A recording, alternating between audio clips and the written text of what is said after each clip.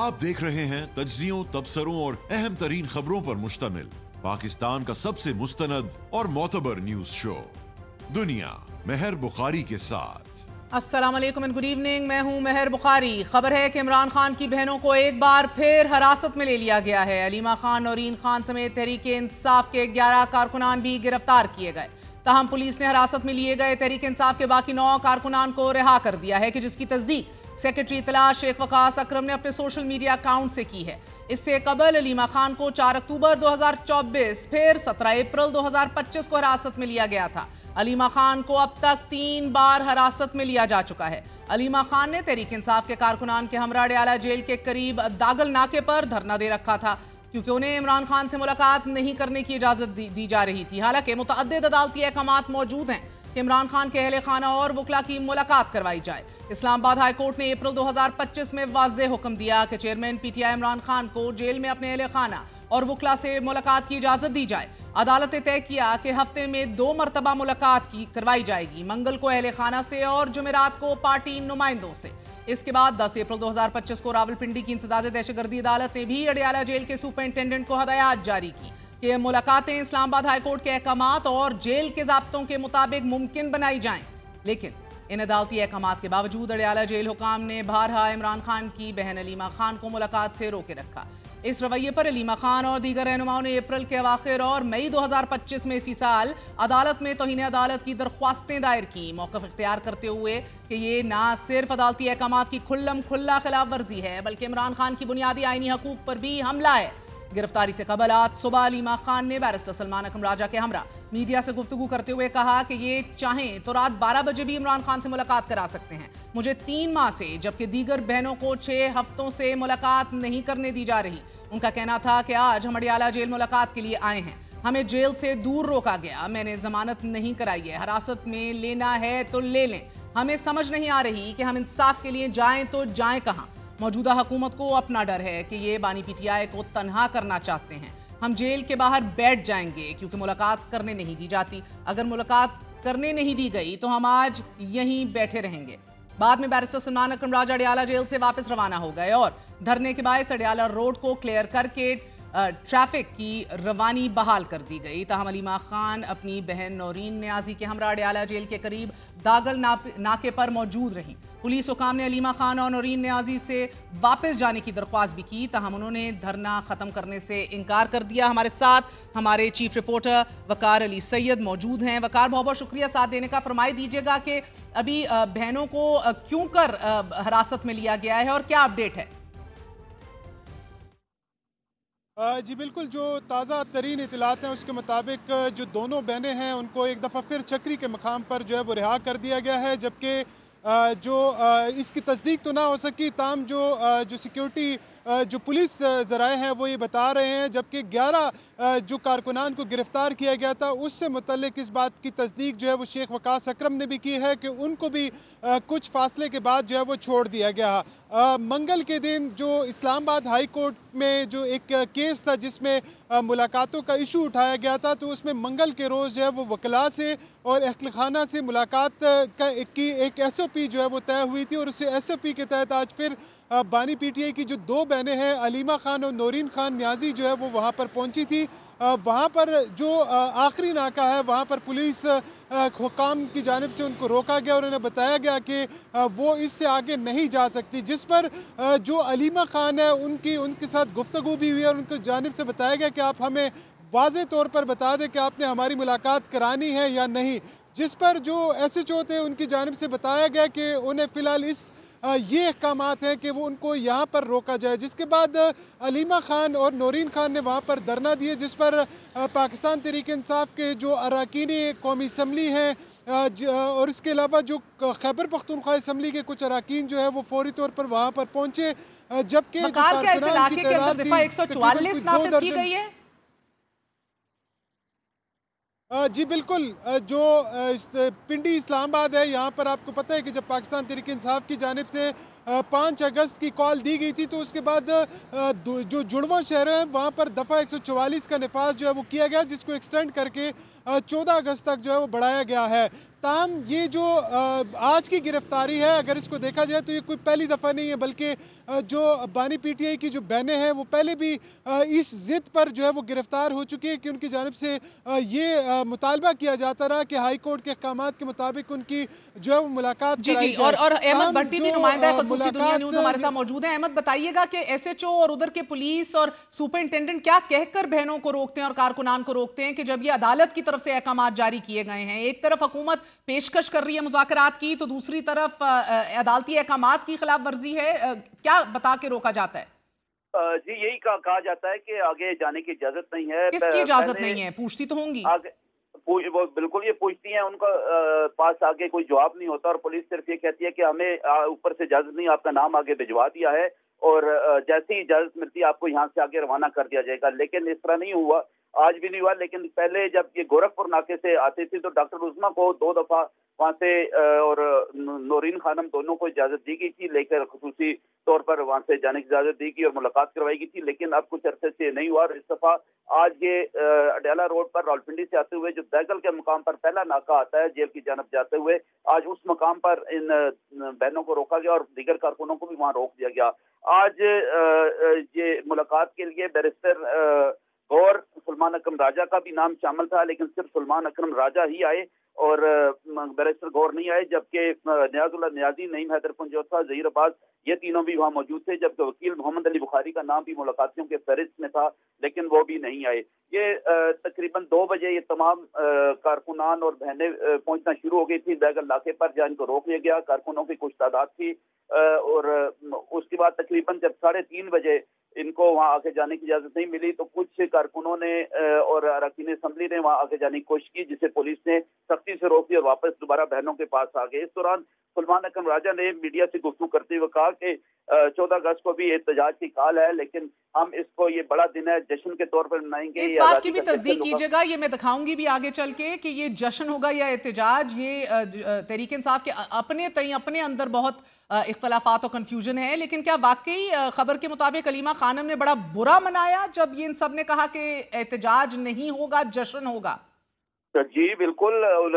जब वो थोड़ा फासला है, मैं अगर थोड़ा सा सिनेरियो आपको बता दूं तो सलमान अकरम राजा गुफ्तगू करके अपनी गाड़ी में बैठ गए थे, जबकि अलीमा खान, नौरीन खानम और उनके साथ खुतीजा शाह, ताबिश फारूक और दीगर नईम हैदर पंजोथा वगैरह जितने भी थे वो मेन अडयाला रोड पर जो ट्रक लगाकर रास्ता बंद किया गया था उसके आगे खड़े थे। कारकुनों की बड़ी तादाद थी। जब वहाँ उनको पता चला कि ये कहा गया है सलमान अकरम राजा की जानब से कि जश्न होगा, तो उस पर उन्होंने सख्त बुरा मनाया और कहा कि हम तो एहतजाज में हैं, क्या हम आज़ाद हैं? हम आज़ादी के लिए कर रहे हैं और बानी पीटीआई ने आज़ादी के लिए कहा है, एहतजाज करने का कहा है, तो जश्न कैसे हो सकता है?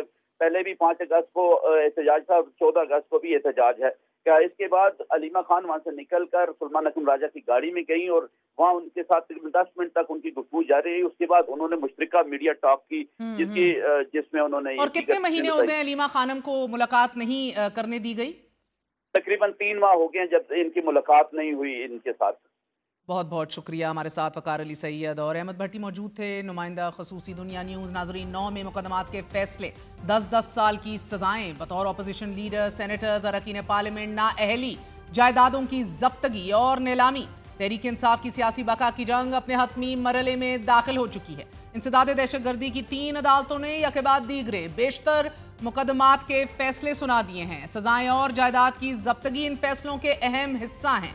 आज इंसदाद दहशतगर्दी अदालत लाहौर ने थाना शादमान को आग लगाने समेत 2 मुकदमात में गुज़िश्ता रोज सुनाए गए फैसले की तफसील जारी की है। अदालती फैसले के मुताबिक अदालत ने तमाम मुजरिमों को कैद बामुशक्कत की सजा सुनाई और ये हुक्म दिया है कि मुजरिमों को तमाम सजाएं एक साथ काटनी होंगी। अदालत की जानिब से सुपरिंटेंडेंट जेल को हुक्म दिया गया है कि वो अदालती अहकामात के मुताबिक कैदियों को जेल में मुंतकिल करके सजाओं पर अमल दरामद यकीनी बनाएं। इंसदाद दहशतगर्दी अदालत ने तहरीक इंसाफ रहनुमा एजाज चौधरी, महमूद रशीद, उमर सरफराज चीमा और यास्मीन राशिद की जायदादें जब्त करने का हुक्म भी दे दिया है। जबकि अदालत ने तहरीक इंसाफ के वाइस चेयरमैन शाह महमूद कुरैशी को 9 मई के 2 केसेस में रिहा करने का हुक्म जारी कर दिया है। अदालत का कहना है कि अगर मुल्जिम शाह महमूद कुरैशी किसी और मुकदमे में मतलूब नहीं तो रिहा कर दिया जाए, लेकिन अभी शाजी के 6 दीगर केसेस मौजूद हैं। नाज़रीन, गुज़िश्ता रोज अदालत ने फैसला सुनाते हुए दोनों मुकदमात में शाह महमूद कुरैशी को बरी, जबकि साबिक गवर्नर उमर सरफराज चीमा, साबिक सूबाई वजीर डॉक्टर यास्मीन राशिद, मियां महमूद रशीद और एजाज चौधरी को 10-10 साल कैद की सजा सुनाई थी। अदालत ने आलिया हमजा और सनम जावेद को पुलिस स्टेशन को आग लगाने के मुकदमे में 5-5 बरस, जबकि आयशा भुट्टा को पुलिस की गाड़ियां जलाने के मुकदमे में 10 बरस कैद की सजा सुनाई थी। इंसदाद दहशतगर्दी लाहौर की अदालत ने 9 में जलाओ घेराव के 2 मुकदमात का 93 सफ़ात पर मुश्तमिल तहरीरी फैसला जारी कर दिया है कि जिसे ATC के जज मंजर अली गुल ने तहरीर किया है। अदालती फैसले में कहा गया है कि आलिया हमजा और सनम जावेद सोशल मीडिया पर इंतशार अंगेज पोस्ट करती रही हैं। दोनों मुल्जिमान के मोबाइल फोन से चीजें रिकवर की गई हैं। सनम जावेद सोशल मीडिया पर काफी असर और रसूख और इन्फ्लुएंस रखती हैं, जबकि आलिया हमजा भी सीनियर तहरीक इंसाफ की लीडर हैं। दोनों के पोस्ट और वीडियो क्लिप्स पुलिस एहलकारों ने रिकवर किए हैं। दोनों खवातीन मुल्जिमान को ज़िमनी बयानात की रोशनी में नामजद किया गया है। हम इसको जाली रिकवरी नहीं कह सकते। अदालत आलिया हमजा और सनम जावेद को 5 साल कैद और 1 लाख रुपए जुर्माने की सजा सुनाती है। फैसले में लिखा गया है कि तहरीक इंसाफ लीडर्स ने मौक़िफ़ इख्तियार किया कि 9 मई को हमने कानून को हाथ में लिया, ना ही जलाओ घेराव किया, बल्कि कानून के मुताबिक एहतजाज किया। जबकि अदालत का मानना है कि 9 मई को पूरे मुल्क की सरकारी तंसीबात पर हमले किए गए। थाना शादमान जलाओ घेराव के मुकदमे में इस्तगासा ने अपना केस साबित किया है, जबकि प्रोसिक्यूशन मियां महमूद रशीद पर कत्ल का इल्जाम साबित नहीं कर सकी। अदालती फैसले में लिखा गया है कि गवाहों के मुताबिक मियां महमूद रशीद 9 मई के रोज मौके पर मौजूद थे और 11 लोगों ने यह गवाही दी है कि उन्होंने अपनी पिस्तल से सीधी फायर की। तहरीरी फैसले के मुताबिक जिरा के दौरान मुल्जिम का पिस्तल रिकवर किया गया। अदालत ने SHO शादमान टाउन को तहरीरी फैसले में हुक्म दिया है कि वो सनम जावेद और आलिया हमजा को गिरफ्तार करके जेल भेजें। नाज़रीन, आज ऐवान बाला में बैरिस्टर अली जफर ने अरकान असेंबली की सजाओं और फिर सजा के बाद नाअहली होने और फट से नोटिफिकेशन जारी होने पर हुकूमत को शदीद तनकीद का निशाना बनाते हुए कई सवालात हुकूमत के सामने रखे हैं। उनका कहना है कि अदालतों को हथियार बनाकर हमें क्यों निकाल रहे हैं। फैसला भी हुआ ही नहीं था कि नाअहल कर दिया गया। इलेक्शन कमीशन आजाद नहीं, जानिबदार है। कौन सी इमरजेंसी थी कि जिस पर फौरी नाअहल कर दिया गया? फ्री ट्रायल, फेयर ट्रायल कहाँ गया?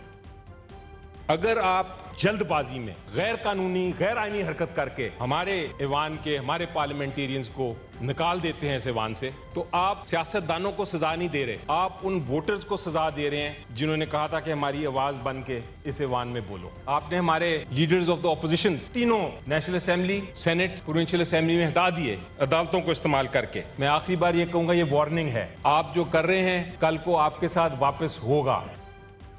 जिसका जवाब वजीर कानून आजम नजीर तारण ने दिया कि पाकिस्तान तहरीक इंसाफ ने जो बोया है वो काट रहे हैं।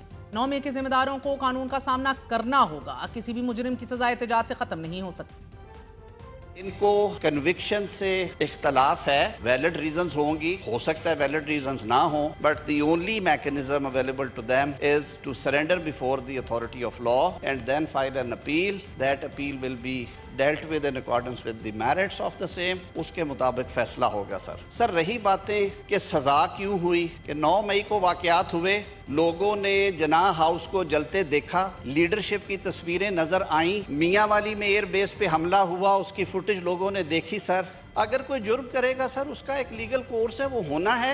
उसी लीगल कोर्स के अंदर आपको रेमेडीज हैं, आप वो रेमेडीज लें। आप पहले भी अदालतों में जाते हैं और मैं तो आपसे ये कहूँगा कि ये बैठ के हल होंगी सर, ये हवा में कागज लहराने से नहीं होगी। ताहम आजम नजीर तार ने ऐवान में ये एतराफ़ भी किया है कि मुझे तो सियासी शख्सियत के खिलाफ केस में पेश होने के लिए 7 करोड़ फीस की ऑफर आपकी जमात से दी गई थी। मैंने 7 करोड़ फीस को ठुकराते हुए सियासी शख्सियत के खिलाफ पेश होने से इनकार कर दिया था। ऐवान बाला के होने वाले इजलास में नाजरीन, वजीर कानून आजम नजीर तार ने एक बार फिर PTI को मुज़ाकरात की दावत दी है। उनका कहना था कि सियासत में मुज़ाकरात में ही मसाइल का हल होता है। आइए बैठ जाते हैं। बानी चेयरमैन से मुलाकात के लिए जो तरीकाकार तय हो सकता है कर लेंगे, जिस पर ऑपोजिशन रुकन आमिर डोगर ने कहा है कि हम मुज़ाकरात के लिए नाम दे देंगे। ऐवान बाला में ऑपोजिशन बेंचों से मुतालबा किया गया कि स्पीकर साहब आप ऐवान की तौकीर को यकीनी बनाइए। जवाब में हुकूमती बेंच ने ऑपोजिशन को उनका माजी याद दिला डाला।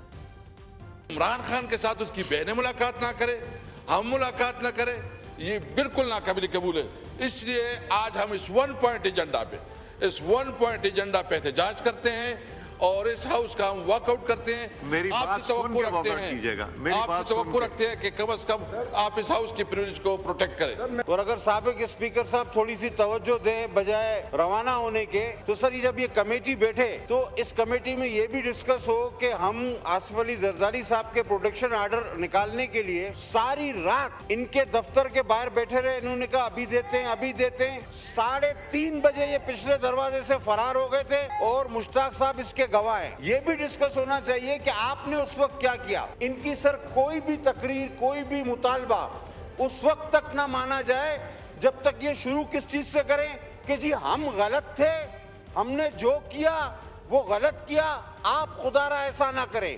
अगर इस अल्फाज के साथ इनकी कोई भी मुतालबा, तकरीर या तहरीर शुरू ना हो तो उसको कोई अहमियत नहीं दी जाए। ये वर्स्ट से वर्स्ट, गलत से गलत अपने जमाने में कर चुके हैं। इधर इंसदाद दहशतगर्दी की अदालत तहरीक इंसाफ के रहनुमा को सजा सुनाती है। उधर इलेक्शन कमीशनर अरकान असेंबली को डीनोटिफाई करने और नशिस्त खाली करार देने का फैसला जारी कर देती है। तमाम सजाओं और नाअहलियों के इस तसलसल में पेशावर हाई कोर्ट की जानिब से एक बड़ी डेवलपमेंट सामने आई है। आज पेशावर हाई कोर्ट के जस्टिस अरशद अली और जस्टिस खुर्शीद इकबाल पर मुश्तमिल 2 रुकनी बेंच ने उमर अयूब और शिबली फराज को इलेक्शन कमीशन की जानिब से डीनोटिफाई करने के खिलाफ दरख्वास्त पर समाअत की। अदालत ने स्पीकर कौमी असेंबली और चेयरमैन सेनेट को दोनों ऐवानों में नए ऑपोजिशन लीडर्स की तकर्री से रोक दिया। अदालत ने इलेक्शन कमीशन को उमर अयूब और शिबली फराज के खिलाफ मजीद कार्रवाई से भी रोक दिया और दरख्वास्त पर मजीद समाअत 15 अगस्त तक मुलतवी कर दी गई। इंसदाद दहशतगर्दी अदालत ने 9 में मुकदमात में उमर अयूब और शिबली फराज को सजा सुनाई थी कि जिसके बाद इलेक्शन कमीशन की जानिब से दोनों रहनुमाओं को नाअहल करार दे दिया गया था और फिर तहरीक इंसाफ दोनों ऐवानों में ऑपोजिशन लीडर की नशिस्त से महरूम हो चुकी थी। अदालती फैसलों के बाद तहरीक इंसाफ से जुड़ा दूसरा पेचीदा तरीन मामला इमरान खान की रिहाई के लिए शुरू होने वाली तहरीक है। कमोबेश सालिम तहरीक इंसाफ अदालतों से सजा के बाद ऐवान के लिए नाअहल करार दे दी जाएगी। जमात पर सियासत के दरवाजे मजीद बंद हो जाएंगे। दूसरा दरवाजा मुज़ाकरात का है कि जिसके लिए कोई भी फरीक बज़ाहिर संजीदा नहीं दिखाई दे रहा। सियासी बका की जंग में तीसरा और गालिबन कदरे मुबहिम रास्ता नाजरीन वो स्ट्रीट पावर है कि जो तहरीक इंसाफ का खासा रहा है। इमरान खान की हिरासत के बाद तहरीक इंसाफ ने मार्च 2024 में एहतजाज की कॉल दी। अवाम निकली मगर क़यादत नहीं। सितंबर 2024 में इमरान खान की रिहाई के लिए मार्च किया और वो भी नाकाम हुआ। 4 और 5 अक्टूबर को एहतजाज की कॉल दी गई मगर जुज़वी एहतजाज भी ना हो सका। 18 अक्टूबर को 26वीं आईनी तरमीम के खिलाफ एहतजाज किया गया और फिर 26 नवंबर को आज़ादी मार्च हुआ। वज़ीर आला खैबर पख्तूनख्वा की सरबराही में एहतजाज इस्लामाबाद तक तो पहुंचा मगर हलाकतें, कारकुनान को तनहा छोड़कर लीडरशिप का निकल जाना, इन तमाम चीज़ों पर ख़त्म हो गया। फिर तहरीक इंसाफ ने 5 अगस्त की डेडलाइन दी मगर तहरीक इंसाफ का ये ऐलान भी फ़कत ज़बानी कलामी अल्टीमेटम साबित हुआ और अब तहरीक इंसाफ 14 अगस्त की कॉल दे रही है। लेकिन क्या ये जश्न है या ये एहतजाज है, इसके ऊपर अपने तय कंफ्यूज है, जिसके बारे में अलीमा खान का कहना है कि इमरान खान ने हकीकी आज़ादी के लिए 14 अगस्त की कॉल दी है। हम ज़रूर निकलेंगे जबकि पूरी जमात की लीडरशिप कहीं और किबला किए हुए है। मुलाहिजा कीजिए। देखिए, हम जश्न आज़ादी मनाएंगे, बिल्कुल पाकिस्तान है, पाकिस्तान की हम जश्न मनाएंगे। उस आज़ादी के साथ हम खान साहब की रिहाई के लिए भी आवाज़ उठाएंगे। 14 अगस्त जश्न का दिन है, पूरी कौम जश्न मनाती है, हम जश्न मनाएंगे। जश्न का दिन है, ये एहतजाज का दिन नहीं है। जो जश्न आज़ादी के हवाले से हमारा प्रोग्राम है, हम जश्न आज़ादी मनाएंगे। 14 अगस्त का प्रोग्राम जश्न आज़ादी होगी। एहतजाज नहीं है, कतन भी कोई एहतजाज नहीं। आज़ादी के दिन कोई एहतजाज नहीं करता। इंशाअल्लाह ताला हम इस दिन को जोश और जज्बे के साथ मनाएंगे, इसलिए ये पाकिस्तान का दिन है। अगर कोई आदमी ये कह रहा है कि सिर्फ एहतजाज होगा तो वो पार्टी की खिलाफ वर्जी कर रहा है। मेरे ख्याल में इमरान खान ने यही कहा था कि 14 अगस्त को निकले।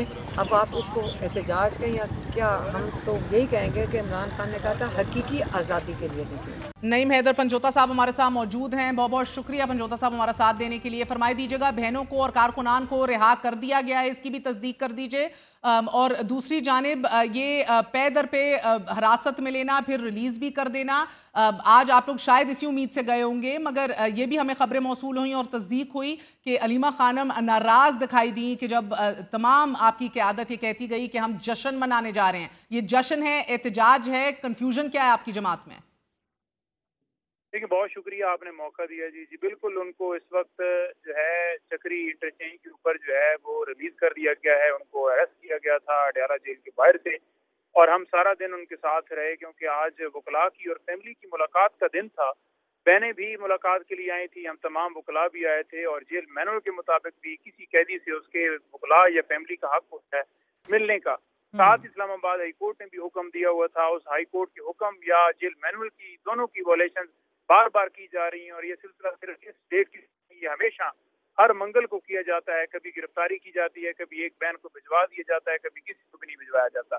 आज के दिन के अंदर कोई इमरान खान साहब से मिल नहीं सका, सिर्फ और सिर्फ इनको खौफ इस चीज का है कि इमरान खान का पैगाम बाहर ना आ जाए, जिसकी वजह से ये सारा चीज की जा रही है। इससे पहले भी 2 समातें थी, जिसमें 9 मई के केसेस की समात और दूसरा तोशाखाना 2 केस की समात, उनको भी इसी वजह से मुलतवी कर दिया गया कि अंदर जो है समात होगी, फैमिली जाएगी या कोई ना कोई वकील जाएगा, कोई ना कोई बहन चली जाएगी तो खान का पैगाम आए। तो एक पूरा सेट पैटर्न है जो नजर आ रहा है। लेकिन बहनें अपने भाई से मिलने के लिए यहाँ आती हैं तो पुलिस जो है वो अडयाला जेल से 1-2 किलोमीटर दूर जो है वो 2 ट्रक खड़े करके एक तरफ और इसी तरह दूसरी तरफ खड़ा कर देती है कि कोई बंदा आगे ना आए। तो रास्ता हम तो बंद नहीं करते, रास्ता पुलिस खुद ही बंद करती है। और फिर हमारे कारकुनान को वहाँ आज गिरफ्तार भी किया गया। फिर बाद में शख्सी जमानत के ऊपर मैंने 9 लोगों को रिहा करवाया और उसके बाद बहनों को वहाँ से उठा के ले गए।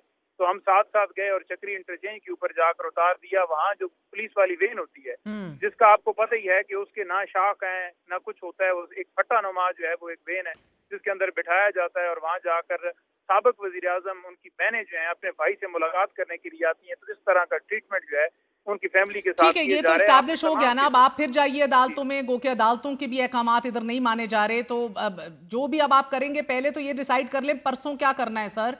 ये एहतजाज है या ये आपका जश्न है? ये अपने तई आप लोग कुछ और कह रहे हैं। इमरान खान ने तो आपको वाज़े कहा था, हलीमा खानम को छोड़ भी दीजिए, तो वो तो पैगाम दे रहे थे कि हमारी आबाओ अजदाद ने कुर्बानियां देकर अंग्रेजों से तो आज़ादी हासिल कर ली लेकिन कौम आज तक हकीकी आज़ादी से महरूम है।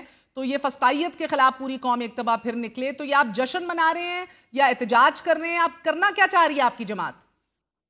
देखिए, बात यह है कि मुख्तलिफ बयानात जो हैं वो उसके हवाले से कुछ मीडिया के दोस्त उनसे पूछ रहे थे कि फलां बंदे ने ये बात की, इसने ये बात की, तो आपका क्या मौक़िफ़ है? तो उन्होंने अपने भाई के मौक़िफ़ को दोबारा दोहराया कि बिल्कुल हम 14 अगस्त को जो है वो पाकिस्तान आज़ाद हुआ, लेकिन हकीकी आज़ादी के लिए पाकिस्तान के साथ साथ PTI का झंडा भी होगा और हम इस फस्तायत जो कायम की गई है उसके खिलाफ सड़कों पर पुरअमन एहतजाज के लिए या पुरअमन उस रैलियों का की शक्ल के अंदर जो है वहाँ निकलेंगे और जश्न आज़ादी के साथ साथ हकीकी आज़ादी के लिए अपनी जदोजहद जो है उसका सबूत देंगे कि हम जदोजहद सड़कों के ऊपर निकल कर कर रहे हैं जी।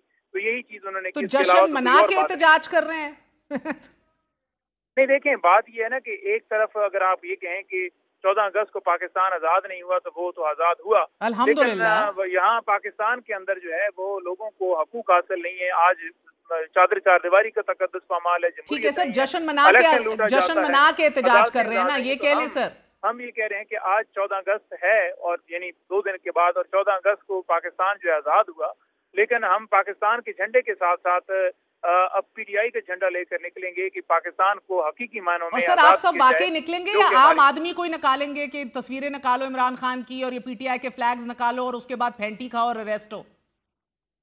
नहीं, देखिए, बिल्कुल हम तमाम लोग पहले भी निकले और गिरफ्तारियां पहले भी हुई। आज मुकदमात भी आप देख रहे हैं लोगों के ऊपर जो बनाए गए और जो दी गई हैं, कितने लीडरशिप को आज सजाएं देकर किसी को 10 साल किसी को 5 साल। नहीं, हैदर पंचोता साहब कि वो इमरान खान का साथ दे रहे हैं और अपने मौक़िफ़ पर कायम है। बहुत बहुत शुक्रिया, हमारे साथ मौजूद थे। नईम हैदर पंचोता साहब बता रहे थे कि आज बहनों के साथ क्या हुआ, क्यों वो घर नहीं गई, 3-3 माह से मुलाकातें नहीं हो रही। सलमान अकरम राजा सेक्रेटरी जनरल हमारे साथ मौजूद हैं। सलमान साहब, एहतजाज है या ये जश्न है, ये तो आप लोग चलती रहेगी ये खिचड़ी, मगर आप लोग ये बताइएगा सर कि अब 14 अगस्त को निकलना तो वैसे ही हर पाकिस्तानी निकलता है, मगर ये जो प्रेसिडेंट आपकी आखिरी मिसाल सेट हुई है 5 अगस्त by no stretch of the imagination was reported as successful. इतना शोर मचाया आप लोगों ने, ना आप अडयाला जेल पहुंचे, ना आपके MNAs अपने हलकों में पहुंचे, ना कोई बाहर एहतजाज कैरी आउट कर सका, लीडरशिप सारी गायब थी सर। देखिए, ये एक राय है, पर इससे क्या फर्क पड़ता है? ये कोई आखिरी दिन तो नहीं था ना, हम जारी रखेंगे अपना सफर। मैं यही आपसे अर्ज कर रहा हूँ कि हम में से हर एक ने फैसला करना है और हर रोज ये फैसला करना है कि हमने अपनी जिंदगी किस तरह गुजारनी है, हमने किस उसूल का साथ देना है, किस उसूल का साथ नहीं देना। जबर के हवाले से हमारा रवैया क्या होना है, या आपने मैंने सब ने फैसला करना है। और हम हर सर फर्क पड़ता है ना राजा साहब, माजरत के साथ वोटर आप लोगों को कॉम्प्रोमाइज कहता है, कॉम्प्रोमाइज लीडरशिप है, मुकमुका कर चुकी है अंदर से। लोगों ने क्या फैसला करना है? 14 अगस्त को तो वैसे ही लोग जश्न मनाने के लिए निकलते हैं। जब मौजूदा लीडरशिप पीटीआई की साफ छुपती भी नहीं, सामने आती भी नहीं, तो आम आदमी, कारकुन, वोटर वो क्या करेगा सर? वो ही आगे निकल के अपने अरेस्ट दे कि एक जबर का माहौल है, खौफ का माहौल है, सैकड़ों लोगों को गिरफ्तार किया गया, मारा पीटा गया, ये सब कुछ है। लेकिन इसके बावजूद आप देखेंगी कि हालात बदलेंगे, नए लीडर सामने आ जाएंगे ना। अगर लीडर नहीं निकलते बाहर, अगर खौफजदा हैं या उनको जेल हो जाती है, तो और लोग आ जाएंगे सामने। इसलिए ये कोई ऐसी बात नहीं है जिस पे हम खामोश होकर बैठ जाएं और कि हाँ बस हम हार गए, फस्तायत को खुला मैदान है, जो मर्जी वो करे। ऐसा तो नहीं होगा ना, ऐसा नहीं होता, कहीं पे भी ऐसा नहीं हुआ। हर जगह दुनिया में जहाँ इंसान जीते जागते हैं, वो मज़ाहमत करते हैं, वो लफ्ज़ से करें, वो अपने वोट से करें, वो किसी भी तरीके से करें। हम पुरअमन मज़ाहमत के ख़्वाहां हैं, वो पुरअमन मज़ाहमत, अखलाकी मज़ाहमत हम करते रहेंगे। राजा साहब पुरअमन तो बिल्कुल कह लीजिए, मगर मज़ाहमत है ही नहीं ना सड़कों पे। आप लोग लोगों को कॉल देते हैं लेकिन खुद बाहर नहीं आते, खौफ है, कॉम्प्रोमाइज्ड हैं। ये तो लोग खुद फैसला करेंगे, लेकिन अपनी गिरफ्तारियों से डरते हैं। लोगों का ये मानना है, वोटर का। एक साथ इकट्ठे अगर निकल कर शो ऑफ स्ट्रेंथ करने से अगर आप लोग डरते हैं, आपका अपना लीडर कह रहा है कि जेल से ना घबराइए, तो यकीनन वो महसूस तो कर रहे हैं कि आप घबरा रहे हैं। 5 अगस्त का इतना अज़म किया आप सबने, लेकिन खोदा पहाड़ निकला चूहा। देखिए ये हो रहा है, ये अमल चलता रहेगा, ये चलता। मुझे नहीं पता अब आप क्या हासिल करना चाहती हैं इन सवालात से। जो आप एक फरमा रही हैं वो आपकी राय है। मैं ये अर्ज कर रहा हूँ कि जद्दोजहद जारी है, पाकिस्तान की आवाम जिंदा है, उनकी वाबस्तगी जिंदा है, ये अमल जारी रहेगा। और ये किसी भी लम्हे किसी और एज पे पहुंच सकता है। ये कहना 5 अगस्त को ये हुआ, फला दिन ये हुआ, नहीं हुआ, आप चाहती हैं मैं कहूँ हाँ बस अब सब खत्म हो गया, पाकिस्तानी कौम हमेशा के लिए मगलूब हो गई, बिल्कुल मैं ये नहीं चाहती सर, मर जाएंगे, सो जाएंगे, तमाम उसूल इस मुल्क में नापैद हो गए, ये नहीं है ना। इसलिए आप मुख्तलिफ वाक़यात का जिक्र कर रही हैं, लेकिन ये तमाम वाक़यात छोटे छोटे वाक़यात हैं। तारीख का अमल इससे बड़ा है। हम उसूल की खातिर खड़े हुए हैं, हम हक की बात कर रहे हैं, हम जमहूरियत की बात कर रहे हैं, इंसानी हुकूक की बात कर रहे हैं, और हमें यकीन है कि पाकिस्तान की आवाम की बहुत बड़ी अक्सरियत हमारे साथ है और ये अमल जरूर आगे बढ़े। सर इस असूल को अमली जामा भी पहनाना पड़ेगा ना। ये मैं नहीं कह रही, इमरान खान का पैगाम आता है जेल से, तो वो तो अंदर से कहते हैं कि फस्तायत के खिलाफ आप निकले बाहर, आप कहते हैं हम जश्न मना रहे हैं। सर मेरे लिए तो 14 अगस्त पूरे पाकिस्तान के लिए लोग निकलते हैं बाहर, वो तो निकलते हैं, मगर आप लोग अभी क्या करना चाह रहे हैं it's not clear. But sir Imran Khan के साहबजादे अभी भी आने के मुंतजिर हैं वापस पाकिस्तान? बिल्कुल वो आना चाहते हैं, बिल्कुल उनका हक है और वो बिल्कुल आना चाहते हैं। वो भी एक अमल जारी है, हम देखेंगे उनको कैसे रोकते हैं, कितनी। और राजा साहब राना सनाउल्लाह ने हमारे प्लेटफॉर्म से ही ऑफर दी कि आप आ जाएं नेशनल असेंबली में स्पीकर के पास। वो कहते हैं कि हम फैसिलिटेट कर देते हैं अगर वीजों में कोई रुकावटें हैं। जाएंगे आप? लेकिन वीजा लगाने का अगर ये तरीका है कानून में, तो ये तरीका भी अपना लेंगे। वीजे के लिए तो एम्बेसी या हाई कमीशन में दरखास्त दी जाती है, ये हाई कमीशन का काम है कि वो वीजे लगाए। उनके बिहाफ पे कौन यहाँ आए, वो तो वहाँ बैठे हुए हैं, वीजे की दरखास्त उन्होंने दी है, लेकिन जो भी कानूनी तरीका है उसके तहत लगाएंगे। बहुत बहुत शुक्रिया। हमारे साथ सलमान कमराजा मौजूद थे। नाज़रीन, निज़ाम सियासत में बारहा पीटीआई एक हकीकत है, एक हकीकत 9 में भी है। अब एक बहुत बड़ी तादाद में अवाम ने वोट देकर जमात को ऐवान की सबसे बड़ी जमात बनाया है, मगर अलमिया यह है कि वोट का तमस्खर अहले सियासत खुद उड़ाते हैं, और क्या धूम से उड़ाते हैं। गवर्नर सिंध को अवाम के इज्तिमाई शऊर और इसके दिए गए वोटों का मजाक उड़ाते हुए मुलायजा कर लिया। तो अब सोच कर वोट देना। मैं ये नहीं कह रहा कि नहीं देना, देना है तो दे भी देना, क्या फर्क पड़ता है। पहले भी दिया था, निकला नहीं तो क्या हुआ। हा? सही या गलत अब समझना। जैसे मैंने कहा, पीटीआई एक हकीकत है और एक हकीकत सानह 9 में भी है। दोनों म्यूचुअली एक्सक्लूसिव नहीं है, दोनों हकीकतें अपनी जगह मौजूद हैं। जिम्मेदारान 9 मई के जिम्मेदारान पर सजा वाजिब है, मगर सियासत के दरवाजे बंद करना किसी तौर दुरुस्त इक़दाम नहीं। क्या पीटीआई सियासी बका की ये जंग डरे या फिर कॉम्प्रोमाइज लीडरशिप के साथ जीत सकती है? That is a question that the party must ask itself. A very short break, we are gonna be right back.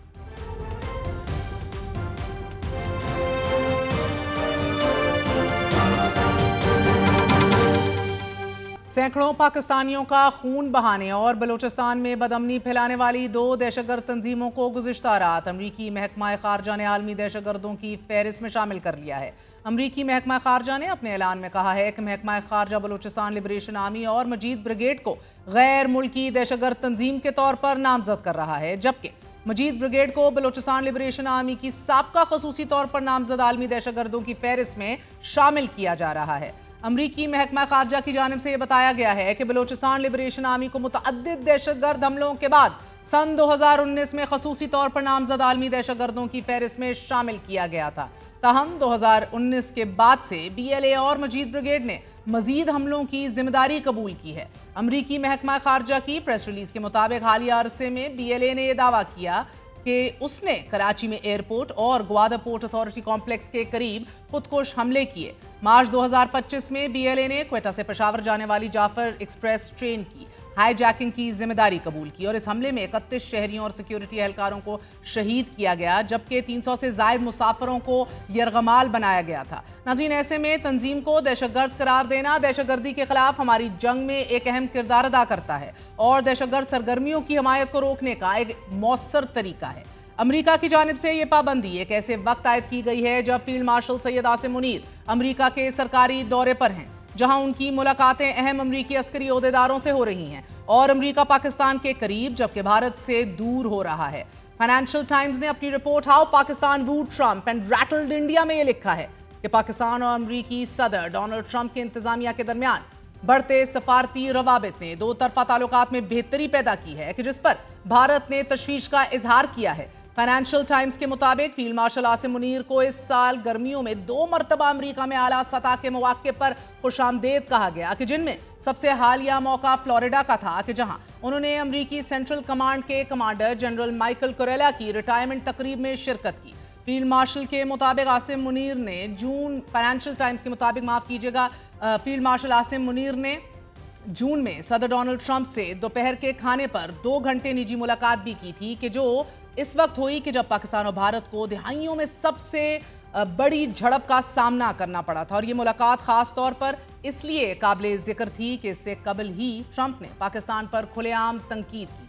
नाज़रीन, एशिया पैसिफिक फाउंडेशन के non resident senior fellow Michael Kugelman ने भी financial times से बात करते हुए कहा है कि अमेरिका पाकिस्तान ताल्लुकात में जो कुछ हो रहा है वो हैरान कुन है।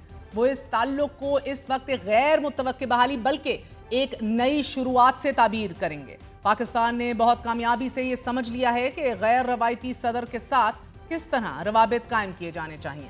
फाइनेंशियल टाइम्स ने इस नरम रवैये की वजह सीनियर पाकिस्तानी हुकाम की डिप्लोमेसी सफारती हिकमत अमली को करार देते हुए रिपोर्ट में एक अहम पेशरफ जो कि मार्च में पेश आई थी उसको कोट किया है कि दाइश खुरसा के एक मुश्तबा रुकन की जिस पर 2021 में काबुल एयरपोर्ट पर बम धमाके का इल्जाम है उसकी गिरफ्तारी और फिर इसे अमरीकी तहवील में देने को एक बहुत बड़ी डेवलपमेंट इन ताल्लुकात में करार दिया गया। इलाकाई रद्द-ए-अमल के हवाले से फाइनेंशियल टाइम्स का यह कहना है कि भारत ने ताल्लुकात की इस गर्मजोशी पर शदीद झुंझलाहट का इजहार किया, खास तौर पर इस वक्त जब इसे अमरीकी दरामदी टैरिफ में 50% का इजाफा बर्दाश्त करना पड़ रहा है, जबकि पाकिस्तान की शरह 19% मुकर्रर की गई है। आज ही chairman peoples party Bilawal Bhutto Zardari ने BLA और मजीद ब्रिगेड पर पाबंदी को खुशाइन करार देते हुए कहा है कि अमेरिका का पाकिस्तानी मौक़िफ़ तस्लीम करना एक बहुत बड़ी कामयाबी है। BLA और मजीद ब्रिगेड ने भारत का साथ दिया।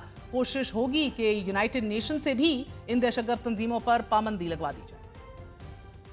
ने आपकी इस पॉइंट को भी इंडोर्स किया है। मैं समझता हूँ कि ये पाकिस्तान की बहुत बड़ा कामयाबी है। जहाँ तक मजीद ब्रिगेड या BLA जैसे तंजीमें हैं जो वायलेंस अपना के कभी मासूम शहरियों को निशाना बनाते हैं, इन तंजीमों को कि हम यूनाइटेड नेशंस के थ्रू इनको डिक्लेयर किया जाए कि ये दहशतगर्दी की तंजीमें हैं। जब पाकिस्तान और भारत ने हाल ही में ये 5 दिन का जंग लड़ा तो BLA और मजीद ब्रिगेड ने खुल के मोदी का हमायत का ऐलान किया। हम ट्रंप हुकूमत का शुक्रगुजार हैं कि इन्होंने अपनी तारीख में सबसे ज़्यादा टैरिफ्स और सैंक्शंस भारत के खिलाफ लगाए हैं। यूरोपियन यूनियन भी कह रहे हैं कि वो भारत को सैंक्शंस भारत पे लगाएंगे। अलहदगी पसंद तंजीम BLA को सन 2006 में कलअदम करार दिया गया था, जबकि मजीद ब्रिगेड के जो कि BLA का खुदकुश स्क्वाड है, इसे पाकिस्तान ने सन 2024 में कलअदम दहशतगर्द तंजीम करार दिया था। अगर BLA और मजीद ब्रिगेड की दहशतगर्दाना कार्रवाइयों को देखा जाए नाजरीन, तो BBC रिपोर्ट के मुताबिक मजीद ब्रिगेड का नाम उस वक्त पहली बार सामने आया था जब क्वेटा में अरबाब खान रोड पर वाक़े एक घर के बाहर एक कार को एक खुदकुश हमला आवर ने निशाना बनाया। ये घर साबिक वफाकी वजीर नसीर मेंगल के बेटे शफीक मेंगल का था और इस हमले में शफीक मेंगल तो महफूज रहे मगर उनके मुहाफिजों समेत 10 अफराद हलाक जबकि 23 जख्मी हो गए थे। इस हमले की जिम्मेदारी कलअदम बलोचिस्तान लिबरेशन आर्मी ने कबूल की और ये बताया कि मजीद ब्रिगेड की जानिब से ये फिदाई हमला दरवेश नामी नौजवान ने किया था। इन दहशतगर्द तंजीमों ने 2018, 2019, 2020, 2023 में भी कार्रवाइयां की मगर 2024 खतरनाक तरीन साल साबित हुआ। गुज़िश्ता साल यकम अगस्त को पाकिस्तान ने मजीद ब्रिगेड पर बाज़ाब्ता पाबंदी आयद की थी क्योंकि सिर्फ 2024 में सिक्योरिटी फोर्सेस पर बलूचिस्तान और खैबर पख्तूनख्वा में 444 हमले हुए नाजरीन और इन हमलों में 700 सिक्योरिटी एहलकार शहीद हो गए थे। वॉइस ऑफ अमेरिका से गुफ्तगू करते हुए एक पुलिस अफसर ने बताया कि खुदकुश हमले के लिए बड़ी माली इमदाद की जरूरत होती है और इस कार्रवाई में कम अज कम 1 करोड़ पाकिस्तानी रुपए से जायद अखराजात आते हैं कि जिसके लिए इंटेलिजेंस की जरूरत भी होती है। यहाँ नाजरीन आपको ये मालूम है कि पाकिस्तान तवील अरसे से बलोचिस्तान में भारतीय खुफिया एजेंसी रॉ की कार्रवाइयों को बेनकाब कर रहा है और इन्हीं कार्रवाइयों से मुतल्लिक मोदी के national security adviser Ajit Doval 1 दिहाई कबल ये बता चुके हैं कि अगर पाकिस्तान को कमजोर करना है तो बलूचिस्तान में कार्रवाइयों में शिद्दत लानी हो। और इसी डिफेंसिव ऑफेंसिव पर अमल दरामद करते हुए भारतीय खुफिया एजेंसी रॉ ने भारतीय नेवी ऑफिसर कुलभूषण यादव को पाकिस्तान भेजा कि जिसे पाकिस्तान ने गिरफ्तार किया और मीडिया के सामने पेश भी किया और कुलभूषण यादव ने खुद इकरार किया कि वो बलूचिस्तान में दहशतगर्दाना कार्रवाइयों में शामिल था। वॉशिंगटन पोस्ट ने BLA और मजीद ब्रिगेड पर अमरीकी पाबंदी से मुतालिक अपनी रिपोर्ट में लिखा है कि इन तंजीमों को नामजद करना खित्ते में सदर डोनाल्ड ट्रंप की पॉलिसीज में वाज़ेह पॉलिसी शिफ्ट है कि जो अस्करी सफारतकारी के बढ़ते हुए किरदार को उजागर करता है, साथ ही दहशतगर्दी पे 2 तरफा ताउन को गहरा करता है और ये जाहिर करता है कि वॉशिंगटन बलोच बागियों के बारे में पाकिस्तान के रिजर्वेशंस और तहफ़्फ़ुज़ात को अहमियत देता है। पाकिस्तान के अमेरिका के साथ रवाबित बेहतर हो रहे हैं तो भारत की मुश्किलात में इजाफा होता चला जा रहा है। पाकिस्तान यकीनन सफारती महाज पर बेहतरीन परफॉर्म कर रहा है। No doubt Pakistan is moving forward but Trump is very much indeed a unpredictable person. We should not be putting all our eggs in one basket. ये वो हकीकत है कि जिसको तस्लीम करना बारहा बहुत ज़रूरी है। प्रोग्राम में आगे बढ़ते हैं दुनिया की बड़ी बड़ी हेडलाइंस में, मगर गज़ा इंसानियत के लिए सबसे बड़ी शह सुर्खी बन चुकी है। नाज़रीन, गज़ा किस कर्ब से गुजर रहा है इसका अंदाज़ा ठंडे महलों में या अपने बच्चों के साथ बैठ के शायद मुश्किल से हम कर सकते हैं, लेकिन ये महसूस तो नहीं कर सके। लेकिन आपको आज गज़ा की चंद फुटेजेस दिखाना चाहती हूँ और हम इन फुटेजेस को ब्लर इसलिए नहीं कर रहे ताकि आप फ़लस्तीनियों पर ढाए जाने वाले कर्ब को जान सकें। ये पहली फुटेज 5 साला नन्हे जमाल फादी अलजार की है। बाप अपने इस मासूम बच्चे की लाश अपने हाथों पर उठाया हुआ है और इसके हाथ पाँव मुड़े हुए हैं, गर्दन लटकी हुई है और इसके सीने की सारी हड्डियाँ नज़र आ रही हैं। इस मासूम की सारी खुशियाँ, सारी शरारतें, सारे ख्वाब भूख निगल चुकी है। इजराइल के मुसल्लत करदा कहत ने जमाल फादी से उससे ज़िंदगी छीन ली है। भूख एक ऐसी बीमारी है कि जो इंसान के अपने ही जिस्म को खा जाती है। गज़ा का ये बच्चा भी भूख खा चुकी है। 6 माह की ज़ैनब को देखिए। अब ये तस्वीर भी गज़ा के लाखों बच्चों की हालत ज़ार की खुली कहानी बता रही है। खुराक की किल्लत ने ज़ैनब के जिस्म से भी खून का एक एक कतरा निचोड़ लिया है।